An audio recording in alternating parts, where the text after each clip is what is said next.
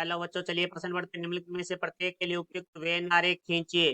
ए सर्वनिष्ठ, B का dash, मुख्य अवधारणा। तो हमारा जो प्रश्न है वो समुच्चय से संबंधित है, जिसमें हमें वेन आरेख खींचना है। तो देखो, हमें जो प्रश्न में दिया गया है वो ए सर्वनिष्ठ है, बी का डैश, जो कि हमारा होता है यू माइनस ए सर्वनिष्ठ बी।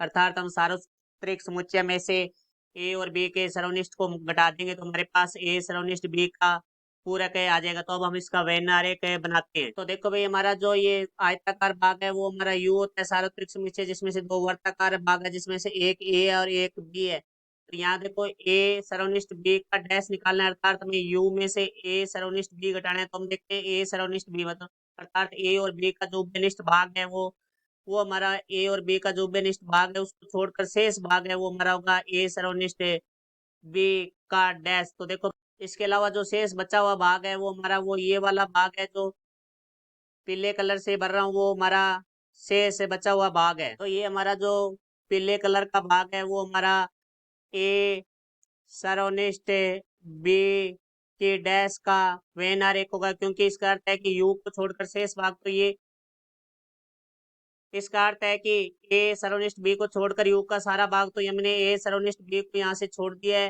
बाकी का पूरा भाग हमने भर दिया है। तो ये हमारा ए सर्वनिष्ठ बी के डैश का वेन आरेख हुआ। ये हमारे उत्तर हुआ। आशा करता हूँ समझ आया होगा। धन्यवाद।